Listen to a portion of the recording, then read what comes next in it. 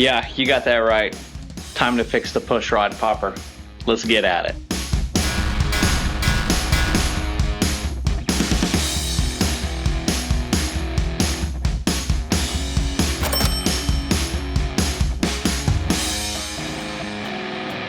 So the last video ended with us riding this bike down the road and breaking another push rod. Well, I took the time to go ahead and remove the top end off of this bike because at the end of that video I said, well, possibly it might be a rocker arm shaft or something on the inside. I disassembled the rocker boxes, found nothing wrong. Like we said before, I did not build this engine. I assume that people who build these engines know what they're doing, and that's probably a wrong thing for me to assume, especially after all the ones that I've worked on and the bad stuff I've seen inside. Now, the bike ran, and it runs, but it keeps breaking those push rods. So I'm thinking that the issue now lies in the head. Possibly those valves are sticking as the engine warms up. They expand and they stick, causing the things to bind and break that push rod. So pulled the head off of the bike, and we are going to go ahead and pull the valves out. Now, I do not like doing head work.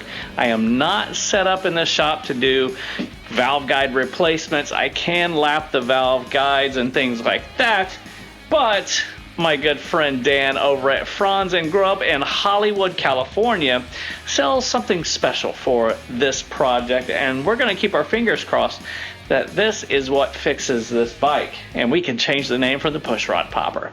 Let's get these valves out of this head and see if we can spec things out.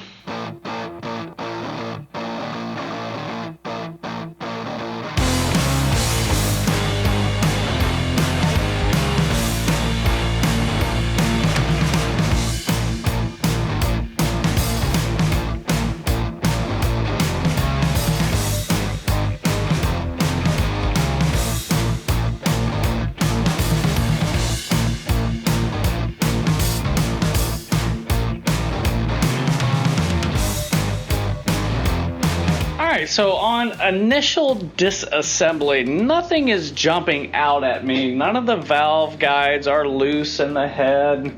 Nothing seemed to be twisted or messed up. Nothing was binding. So I'm gonna just go one by one on each one of these valves. I'm gonna slide the valve back inside there and see how much play. Maybe it's worn out and it's causing something to happen. I don't know. We're trying to figure this out as we go. Maybe one of those rods or valves are bent. Who knows? We're gonna go through each one and figure out. So let's start on the exhaust side because that's the side that was breaking the push rods last time. So let's check them out.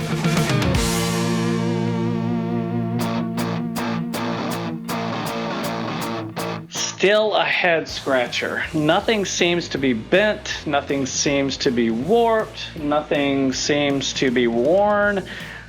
Everything seems to be sliding just right. Let's head over to the intake side and see if we can find something.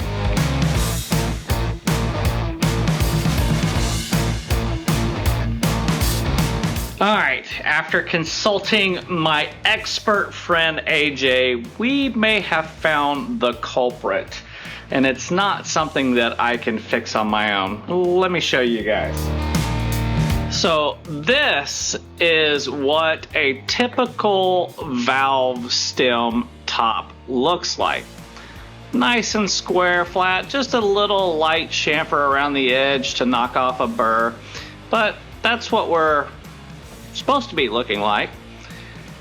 This, however, is not the way it's supposed to be. So in comparison, you got nice and square over here and way too much chamfered over here. So from what me and AJ are suspecting is that the tappet adjuster rides right on top of that, and it is at a slight angle. So what we're thinking is happening is as the RPMs rev up, that this valve floats just a little bit, that it goes down and that tappet adjuster slips off the side and binds and causes that breakage. So not right. I couldn't fix it myself, so what we're gonna do is we're gonna box all this up. We're gonna send it up to AJ. Just let him go ahead, put new valve guides in it, new valve springs, keepers, new all of it. He's gonna take care of that, and he's gonna let you guys know right now what he found or what he thinks. Let's see what AJ has to say. Many months later.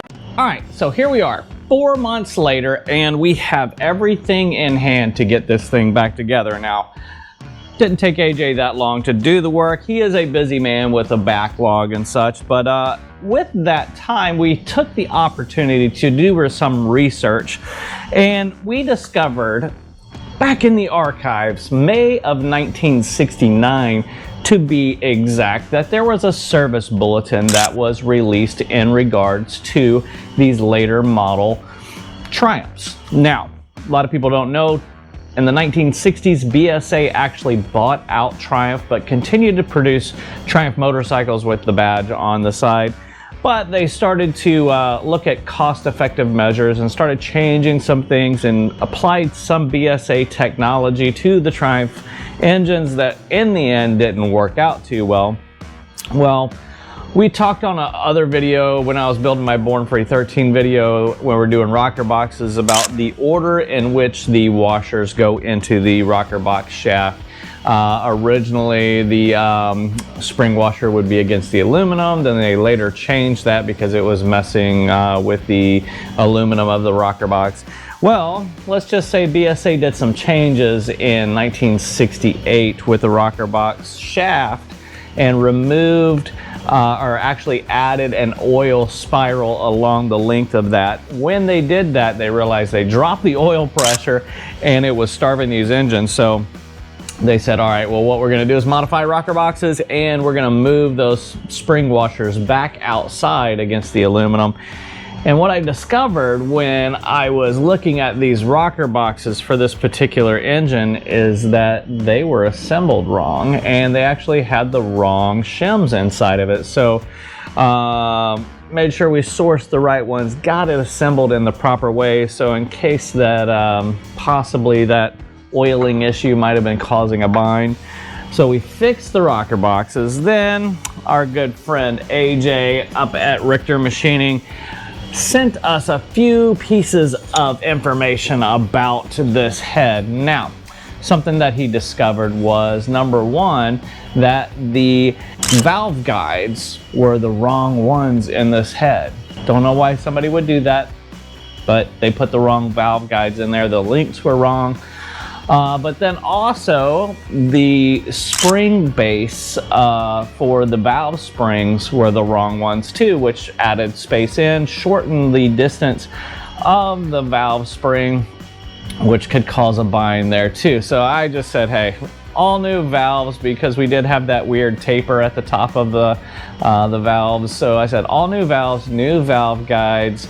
Let's put the retainers and everything on there. And so what we have is this beautiful rebuilt late 1972 Triumph 650 head in great shape, ready to go back on the pushrod popper. And we're going to change that name, I believe, at the end of this video when we ride this. So without further ado, we've done a lot of talking in this video. Now it's time to just get this thing back assembled and we could fire it up and go ride it. So let's get to work. One quick thing before we get to work. I did talk to AJ and said, hey, what do we think about doing some mushroom-styled valve adjusters on it? So we're gonna run with these aftermarket performance, and it's always a good thing because these do have a lot larger surface at the top so that we cannot have any issues when it comes to those valves being pushed down. So now let's get to work.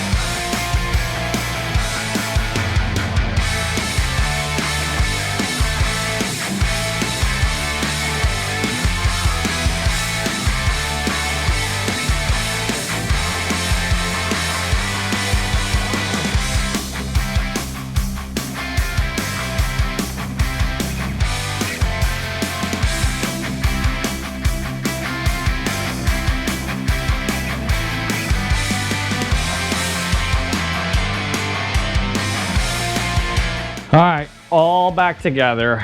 Now it's fingers crossed. We're gonna put this camera down, let this thing down, and we're gonna fire it up. So we'll see what happens.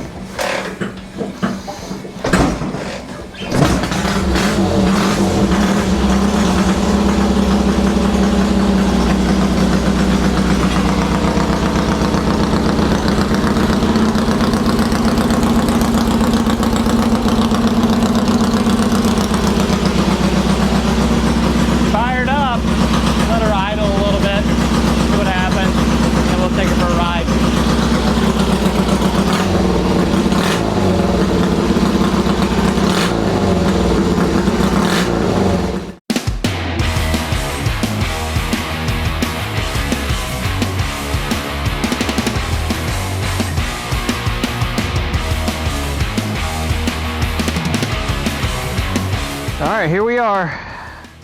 The push rod popper. Well, hopefully we can change that name after this ride. It's been raining all day long, but you know what? It's a dirt bike, so we just got to be a little bit more careful on the asphalt with these knobby tires. So let's fire it up and see what happens.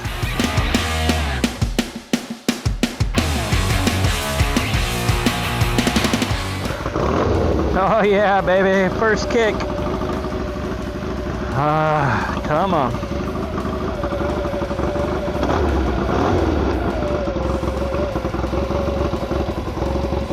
Make sure she's pumping oil. We are pumping oil. We are good to go. Tell you what, this bike has never run this quiet.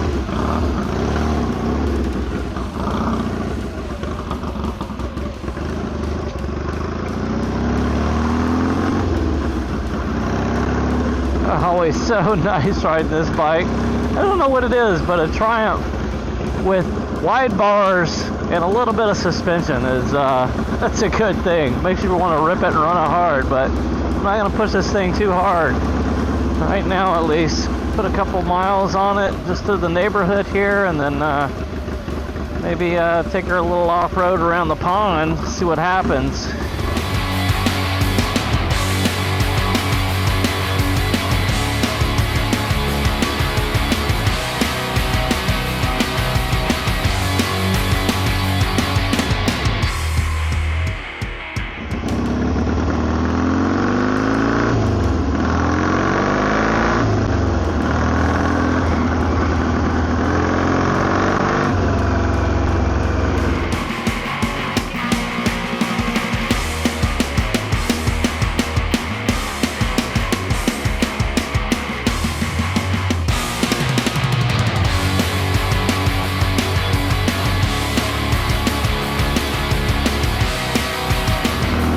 Across our washed out bridge here. Let's see what happens.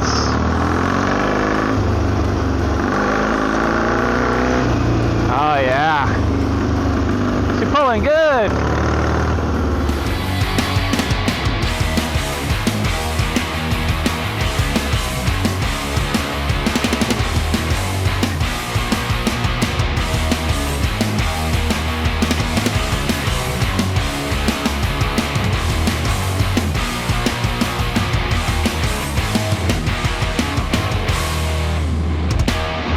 Well, that's 3 miles. Let's see what happens when we do this.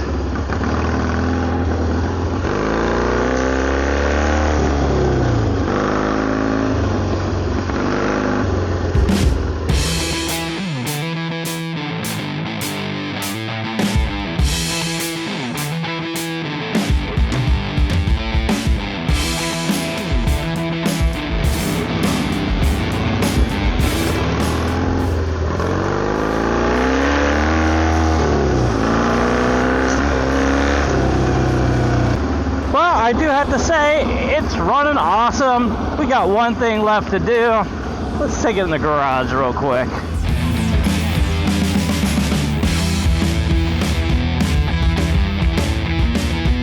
All right, pretty stoked on it. She's running and riding great, didn't break any push rods, so I'm gonna put a little bit more miles on it and then probably adjust the valves one more time, and I think we're gonna call this one good, but there is something that we need to do.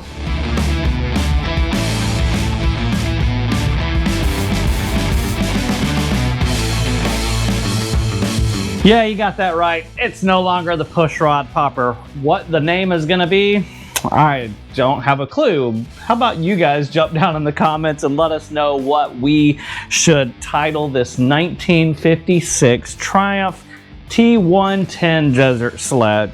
Man, super stoked to have this thing back running. All of the bikes in the shed are running, including this one right here covered up. That's our Born Free 16 bike. But super stoked about it. It's been a great time, a lot of frustrations, but we figured out all of those issues were probably combining to make the reason why this thing kept breaking push rods.